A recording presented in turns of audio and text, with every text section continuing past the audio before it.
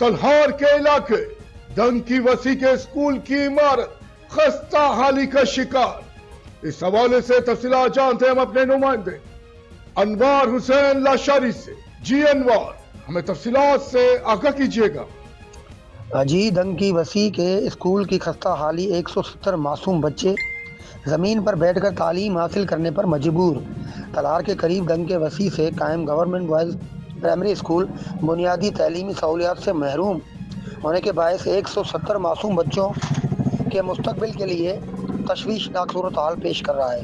1969 में तामीर होने वाला ये स्कूल सिंध हुकूमत की तवील गिफलत और अदम तवज्जी के बायस वक्त गुजरने के साथ बोसीदा होकर ज़मीन बोस हो गया है। इमारत मंदम होने के बाद पाक आर्मी ने शहीद हनीफ के नाम से नई बिल्डिंग तामीर करवाई, जबकि समाजी कारकुन जीडी करीमा ने अपने मदद आप के तहत स्कूल के साथ एक कच्ची इमारत भी तामीर करवाई और 50 बच्चों के लिए बेंचें फराहम की।